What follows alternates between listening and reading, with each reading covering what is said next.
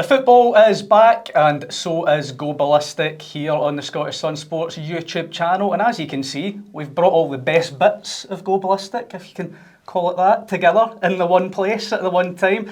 I'm Jonathon. It'll last for 5 minutes. That long, do you think? As you can see, and here, Kris Boyd is back from his summer break. Boydy, how have you been? Good break? Yeah, I'm very well. Ready to rock and roll. Ready to get back at it. I can tell somebody said a good summer, Roger, yeah? You enjoyed it? Listen, I think you should put down the stone and step away from the glass house, Boydy. Never mind that. Where's our good friend? Where's Roberto? He must be, where is he? Oh, he's away preparing for the Como Cup. Right, okay. He's heading for Italy with Celtic this week. That's good. He likes a trip. Oh yes, without doubt. So no, I've had a busy summer. I spent a lot of time ironing, unlike you two, so I've got a nice crisp shirt on, unlike the pair of you. I've ironed this morning, look at that. Yeah. I ironed it with a budgie cage. I don't have an iron, so sorry. Anyway, let's get into the real stuff. Rangers back in action tomorrow night, and that is the main topic of discussion here today. Panathinaikos, the Champions League qualifiers. Boyd, I'll start with you on this one. Are Rangers ready for this, plain and simple? Well, we'll find out tomorrow. And I know, I'm not sitting on the fence with your question. I think that, nowadays there is different ways of going about your pre-season. We've seen that in the past. Personally, I think Rangers are undercooked in terms of the games they've had. Obviously played Club Brugge a few weeks ago, and then they've had games against Barnsley, Hamilton and Dunfermline, closed-door games. For me, I don't think it is ideal preparation for a huge Champions League night at Ibrox. It's going to be a full house. You would have to look at it and say that maybe the game should have been reversed, and Club Brugge, the game should have been this week at some point. I can totally understand where Russell Martin's coming from. Maybe not wanting to have a bigger club coming to Ibrox or Glasgow for a friendly, whatever, or having to travel a few days before an important Champions League game. But I feel as if the step up from obviously Dunfermline last week, Hamilton the weekend there, to what it's going to be on Tuesday night. And I don't think Panathinaikos are any world beaters, but I do feel as if Rangers going into it could be potentially undercooked. I don't know what Russell Martin's training program's like. He might have went full throttle on that. I think he has spoken quite a bit in terms of the effort the players have put in and the hard work and the graft. So it'll be interesting to see how it plays out. But I think only after tomorrow or next week in Greece, because the heat over there is going to be incredible. It's going to be well over 30s, isn't it? The height of the summer. It's going to be very difficult, and I think for Rangers' point of view, we'll see how fit and ready they are come next week. You wouldn't have fancied that, Boydie, that heat. I remember you coming off at half time in a Scottish Cup final at Hampden because it was too hot for you. Oh, it was nearly 40 that day. Dear, I remember that, the Falkirk game. I'm less worried about we're undercooked. The worry for me is the front three. I was at Easter Road on the last day of last season, 2-2 with Hibs. If you had said to me that day that Rangers would go in against Panathinaikos with a front three of Kieran Dowell, Danilo and Finlay Curtis, I wouldn't have believed you. But it looks as if that's maybe what's going to happen, Boydie. For various reasons, Tello Asgard injured, really unfortunate. Jiri Gassama, if you listen to Russell Martin, he's not quite ready to start the game. Maybe start the game next week in Greece. We don't know the state of play with Igamane. He got 45 minutes against Hamilton. We don't know the state of play with Cyriel Dessers, 45 minutes against Hamilton. It doesn't look to me as if Dessers or Igamane are ready to start this game, Boydie. No, I think you've obviously mentioned Finlay Curtis there as well. I think Bajrami, he's another one that owes Rangers a performance. He was a big summer signing last year, and I felt as if failed to produce any sort of level that could justify the fee was paid for him. The two you've mentioned there as well, and Kieran Dowell and Danilo, there is no doubt that those two, owed Rangers a big performance as well. Listen, I think when you look at it, it's an opportunity for them. You're right in what you're saying, though, Roger. I think if this takeover, when we were, everybody was excited about that, and we were all anticipating, signings to come through the door at Rangers. Listen, there has been a few. I think there's been a few good additions, but in that forward area, and I think the dilemma with Igamane, the dilemma with Cyriel Dessers as well. They've obviously been linked with moves away. Why has it not happened if it's going to get done? Rangers have known for quite some time now that this was going to be their, the first Champions League qualifier. I go back to months and months ago, and even the whole wait for to get Russell Martin over the line as well. I think the way the transfers, and because of the financial fair play, we kind of knew that it was going to be probably July before Rangers started signing players, because that was the new financial year, which we can totally understand, Roger, because there are so many teams, on that threshold. But as I said, for me, it seems as if it's been Rangers have been actively working since then, rather than working up to that point of, right, we can start to get players in from then. There's a lot of signings should have been done a long, long time ago. And it's nothing against, Kieran Dowell, even Danilo. Danilo's obviously been scoring goals. Kieran Dowell, by all reports, for what I've been hearing, has been flying in training. But I heard that, when he was brought to the club as well. There's a difference when you are training and you're doing well to actually going out and playing games. And as I said, listen, it might be, I think it was interesting a couple of weeks ago when Russell Martin spoke about the whole, rather than having our attacking players running about here, there and everywhere, we want to have them in a position where we feel as if they can take us towards goal, create opportunities. They're fresher in that area. I think we're speaking about the Rangers front three, which could be anything right now, but the area I think is absolutely nailed on, Roger, and I think Rangers fans should be quite excited with is Rothwell, Raskin, and Diamande. They've been, two of them have been linked with moves away, and rightly so, because they've been excellent for Rangers that last 6 months as such. And we've seen it with Raskin when he came in at first. He's now a Belgium international. Diamande, I think, took a little bit of time to settle, but now you see, a decent player in there, and I think Rothwell will be a decent signing. So for me, I think defensively Rangers look as if they should be okay. That midfield three looks solid enough. There is no doubt there'll be more attacking options to come in. But let's go back to the main point. Are Rangers ready for this European tie? I don't think they are. I wonder, Boydy, if this is going to sound daft, if they're really that bothered about this tie, whether they think that the Europa League at this stage of the Russell Martin evolution is a better sort of platform for them. And you wonder, the team that plays tomorrow night compared to the team that will play Celtic on August the 31st, what changes there will be, because if they get through these games, I think it's Victoria Pilsen or Servette next, then you would have a playoff round, then you would have the group stage. If Rangers could navigate a path through all that, there would be a bit more money there to move the squad about. You just wonder, if they drop into Europa League, does Igamane go to one of these French clubs that are supposedly after him? Does Dessers finally get a deal done with 80k Athens? And does Russell Martin then have the scope to completely change that front three? Because I agree with you, I think the rest of the team, Butland just now in goal, I think he is still looking for a goalkeeper, but it's Butland just now. Our back four of Tavernier, Souttar, De Giga and Aarons. The three you talk about in the middle of the park look set. Rothwell, Raskin, Diamande. It's that front three, Boydy, and I just wonder how much different that front three will look come the 31st of August, because I think it will look different.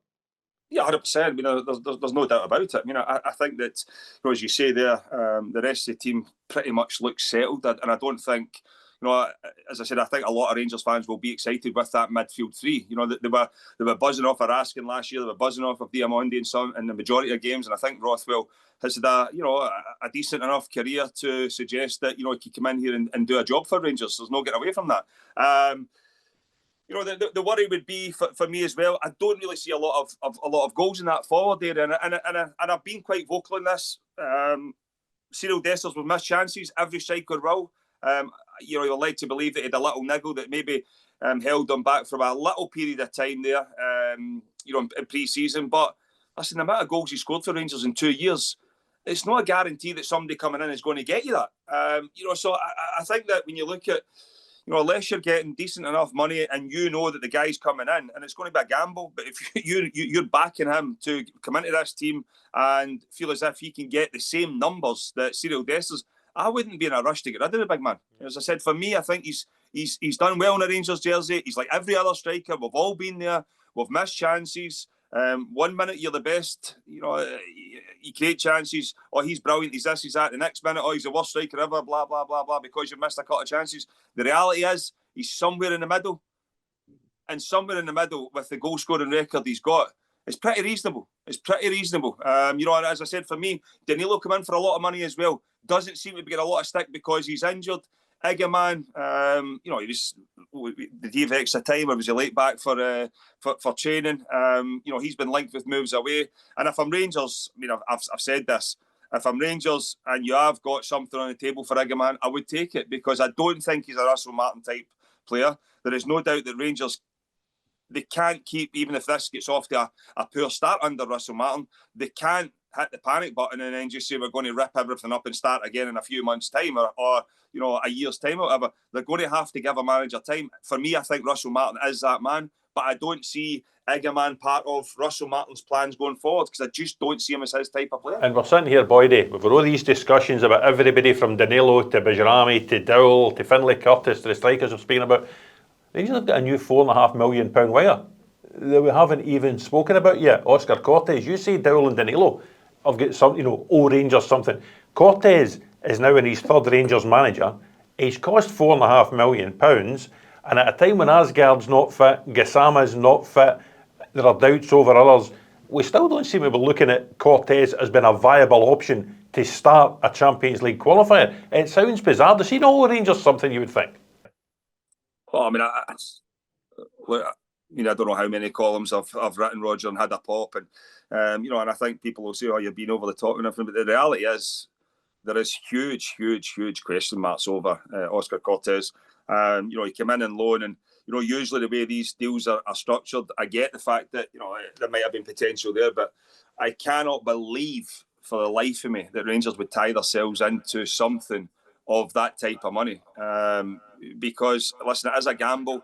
I get the fact that you know Rangers are shopping a total different market to a lot of major European football clubs, but I think there's just some times where, you know, for example, there is more chance of Czerny being a success. Why would you not have tried to negotiate with them?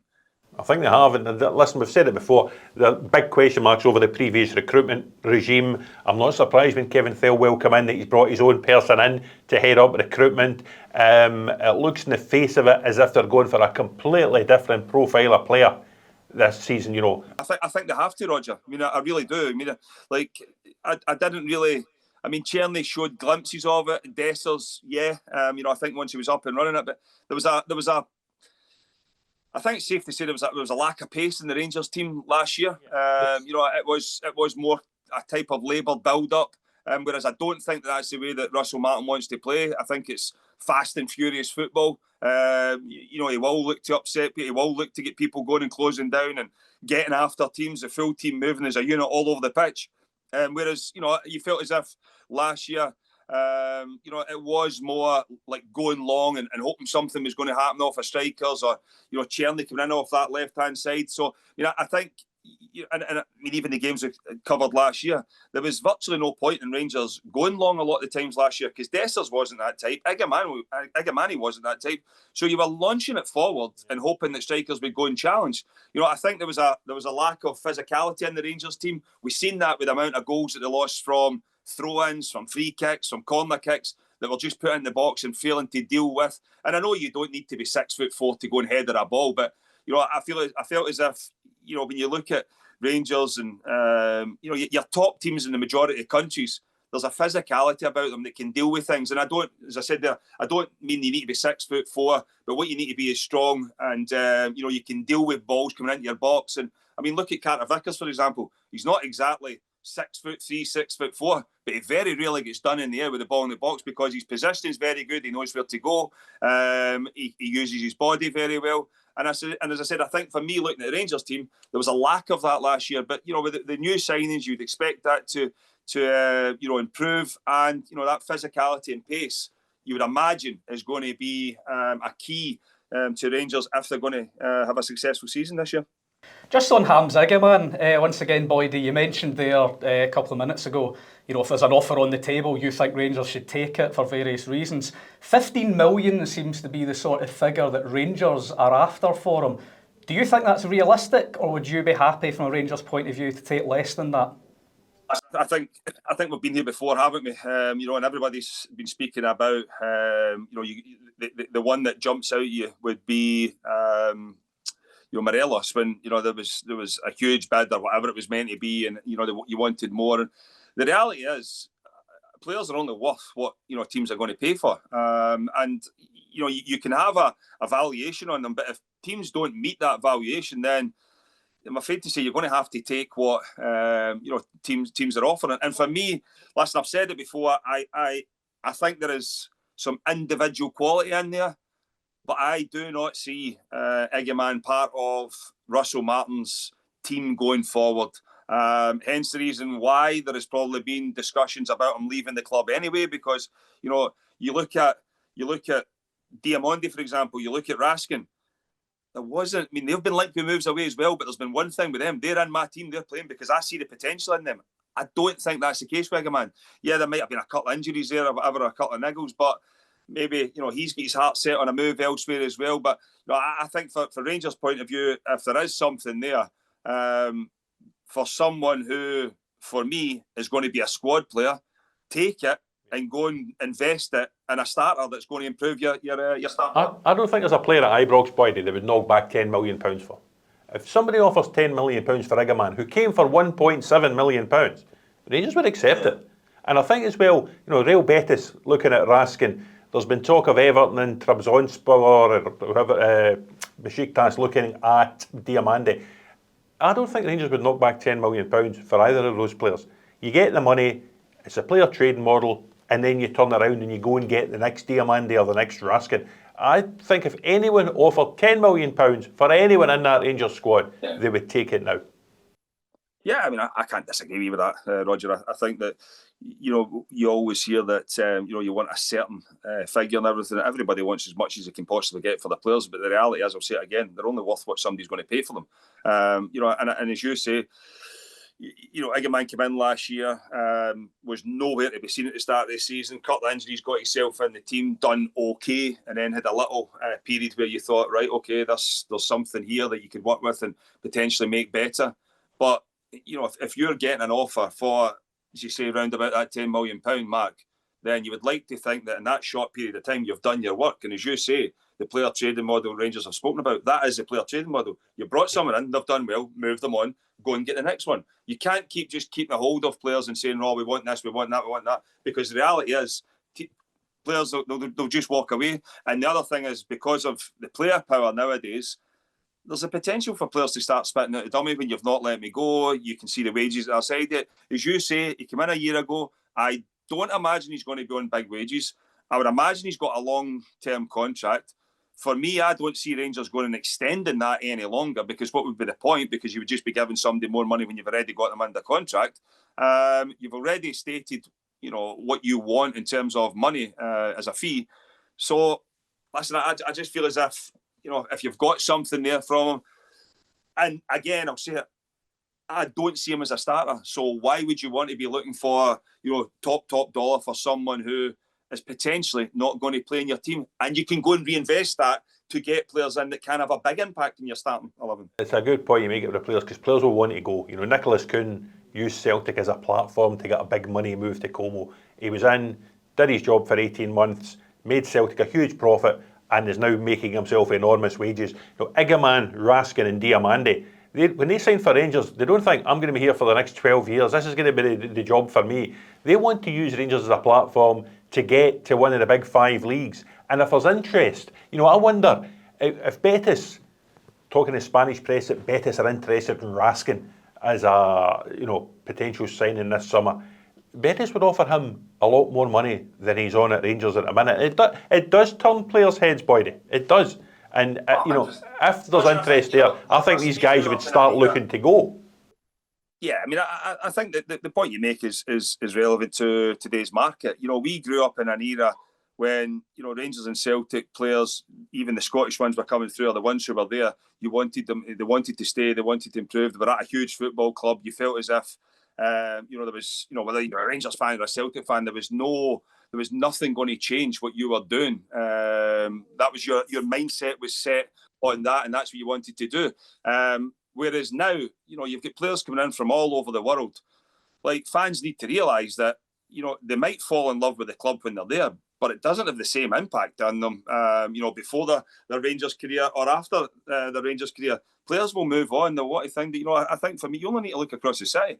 You know, to think you can keep a hold of players, you know, somebody like Kieran Tierney who left, listen, life-changing money, but, you know, Kieran Tierney would still have had a really good life if he'd been at Celtic all his career, but he wanted to go and better, and that's someone who, you know, I think over the last number of years, there's no many players can say that they've represented Celtic, you know, from somebody who's been in the stands watching them as a kid, supported them all his days, but felt as if there was a move there to go and better his career, albeit, listen, injuries has held him back. He's ended up back at Celtic, and I'm sure he'll go and perform again.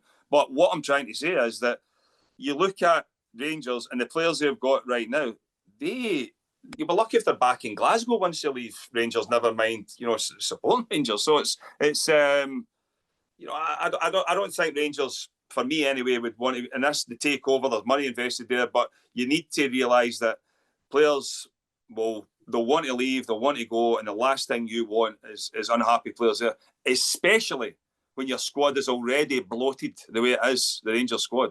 There's no doubt, Roger. I mean, the Rangers must have over 30 odd first team players. Yeah. You only play 11. One other player that's been linked to a move away, I'm interested to get both your thoughts on this. Roger, I'll come to you first. John Souttar. Yeah. Year left in his deal. Yeah. When he's been fit, he's been a first pick for Rangers since he signed. Does he remain a first pick under Russell Martin? The fans seem quite divided in this, interestingly, as well. There's a camp that seems to think he should be sold. Some other people think he's the best defender the club have got at this present time. Should Rangers sell John Souttar? Simple question.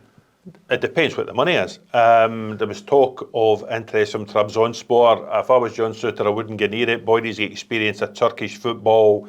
I don't think that would be a leap up in John Souttar's career. John Souttar needs to do one of two things. Get a year left in his Ibrox deal. He either needs to sign a 3 or 4 year deal now, or Rangers need to sell him this summer, because Boydy touched on the Morelos situation. Rangers let too many players walk out the building for nothing. You know, from the days of Morelos, from Ryan Kent through to Lundstrom and Barisic, who did go to Turkey. So they need to make a decision in John Souttar now.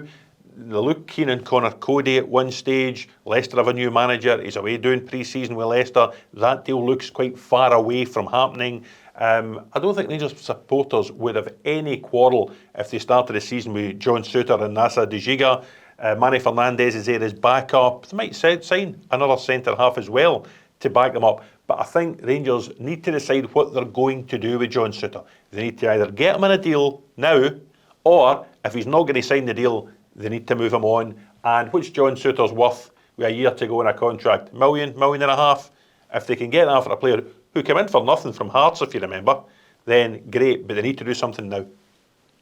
Where do you stand in Boydy Souttar? Will he still be a first pick for you? I think Roger's covered absolutely everything there regarding, you know, the players. You know, Rangers spoke, and I know it was a different regime, but, you know, the player trading model, you know, a while ago in terms of players going out that door, and Rogers named the ones where you thought as if could have generated Rangers some funds. I mean, look, the money, if John Souttar's to go now or in January, well, that money, it's not going to transform Rangers. But what it is it's a sign of the times changing, where you're letting players run down the contract and leaving. If you're saying, $1 million, $1.5 million, for whatever it is, you can go, then you can use that to go and get somebody else in who wants to be there. You know, I think with John Souttar, there's no doubt that there is games that he's done well, there's games that he's been poor in, like everybody else. But he said loads of injury problems. It seems to have maybe come out the back of that now. But again, it's another one where you're thinking, you know, nobody's getting any younger. You've had a terrible injury career, terrible injuries throughout your career. I can understand where Rangers would be if they didn't want to enter into, you know, as Roger said, they're a 3-4 year contract when there's no guarantee. I know it could be the same with any player, but you've got to look at injury history. You know, I look at John Souttar and you just feel as if he could break down at any moment. You know, so for me, listen, if there is an offer there for you know, for him to go, I wouldn't be surprised if Rangers take it for what I've said. You know, the injury record, the amount, the contract he's going to take. And not only that as well, Roger, you're now looking at someone who has came in, he's done reasonably well in the Rangers team. His wages, he's a Scotland internationalist, his wages, he'll want his wages to be up that higher end. And Rangers are speaking about, having different tier systems within their wage structure. I would imagine John Souttar will be looking at himself now and saying, I want to be, up the higher end now. So, I think there's a lot of boxes being ticked here that suggest that Rangers would potentially be better to move John Souttar on. But at the same time, as you say, with Conor Cody, if there's another centre-back to come in, then that's fine. You can't just let players go for the sake of it. You're going to have to replace them. I'd have signed Scott McKenna.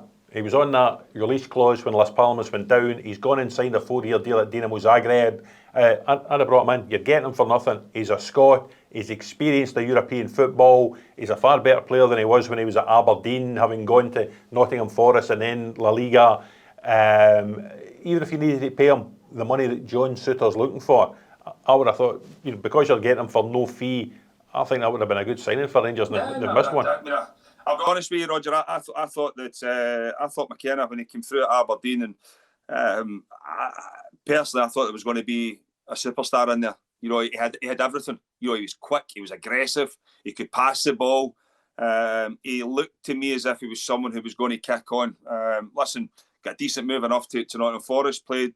He's had a good career. Decided to go, in a different way. Done really, really well. And he's went to, as you say, he's now experiencing different cultures. He'll be a far better player for it, far better equipped to deal with the pressures and demands that's put upon you to play with Rangers. But yeah, I think you're right. He might have been one that slipped away because for me, I thought he was definitely when he was younger anyway. It was he was a top player, and there's nothing to suggest he's went backwards anyway. Do you know what I mean? It's because he's obviously a Scotland internationalist as well. Down the road, done reasonably well, Premier League. So yeah, you can't help but think that might have been one that Rangers should have looked at.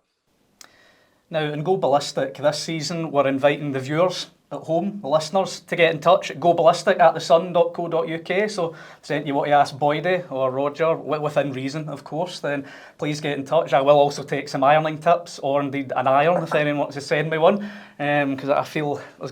Just take it up to Roger. He does all the ironing in his house. But the only thing I haven't ironed this weekend. John Kane, a Rangers fan, has already been in touch with us before today's episode. Thanks for getting in touch. And he feels that they've taken too big a gamble by appointing Russell Martin. He's got concerns that it's all going to go pear-shaped, back to square one. And that's before a competitive ball has been kicked in anger. Just how much pressure is Martin under? Boydie, I'll come to you first, to deliver straight off the bat tomorrow night. Look, I think Russell Martin's Rangers are going to be under massive pressure as a football club to try and get through this, to get through this tie. The money that's at stake there. But, for me, listen, I get the fact that there's a lot of people out there a little bit worried, shall we say, about Russell Martin. I don't think they've got anything to worry about. I think he carries himself well. He's got full belief in what he's doing. I think he comes across as someone, and Roger, we've spoken about this, in columns and even in phone calls as well. I think to be an elite manager, to be an elite club, to be a manager, I think you do need to have that arrogance, that cockiness, and not in a bad way, just a full belief that I know what I'm doing. And for me, I think, listen, Celtic are a well-oiled machine. You're always going to be judged against that. But your Rangers fans for a number of years now have moaned about we don't have a style of play.